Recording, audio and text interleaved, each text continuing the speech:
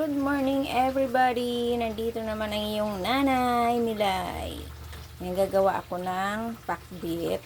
Lalagyan ko siya ng kamuting kahoy trico. Kasi, diba, nakalagay dyan ay may halo siyang kamote. Yan. Kaya try ko siyang lagyan ng kamuting kahoy kung masarap. Yan. Babalatan ko muna siya. Kasi, piniprito ko pa lang ang kanyang pansahog. Ayan. Yan yung pansahog niya. Yan. Kabalatan ko muna ang kamuting. Aroy, nasunog ang aking pork chop. Ay, ang galing. Ayan, tatanggalin na muna natin kasi sunog na.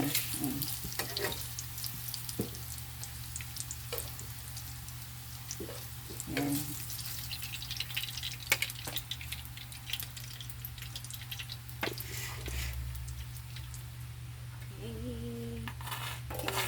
Nilutuan ko ng pork chop. Dito ko na rin ginisa ang aking bawang.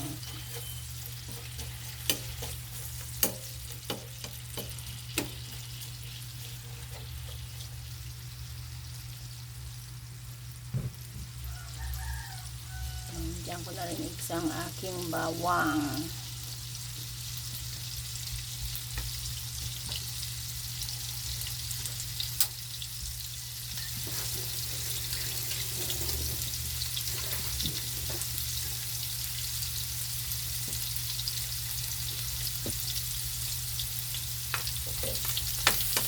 Ating sibuyas.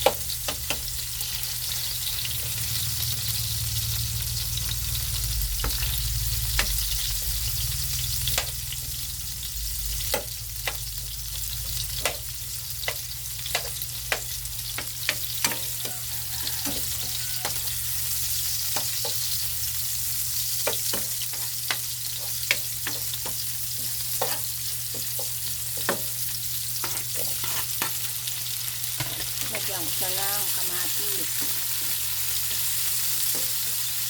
Sarap yung kamatis nito, yung durog na durog.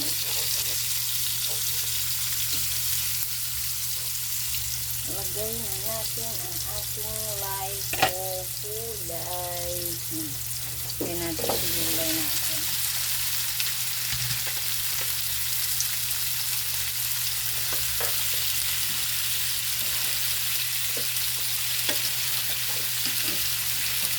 Dito po siya lalagyan ng bagoong ang pakbit.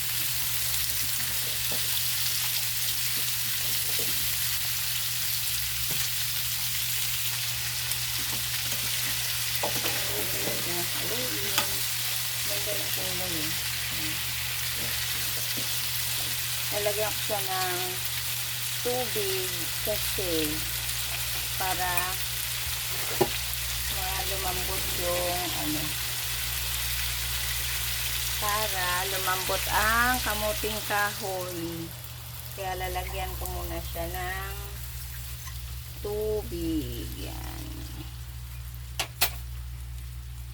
Kasi baka mamaya matigas pa yung kanyang kamuting kahoy tsaka yung kamote. Takipan muna natin. Kasi hiwain ko yung kaninang pork chop na inano ko, yung pinirito ko. Kasi papatong ko lang ito doon mamaya.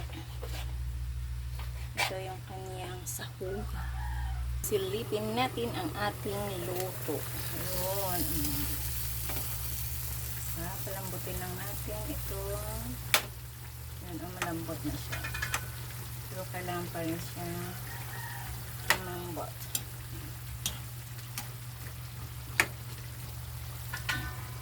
Another ilang minuto pa siya.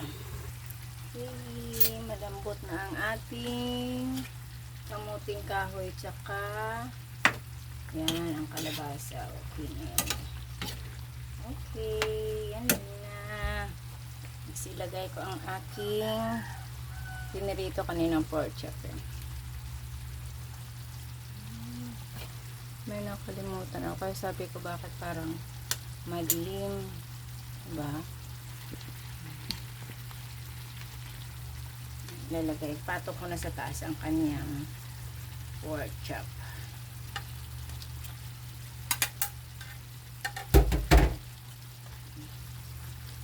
ang kanyang sahog. Yan yung pang kanyang toppings.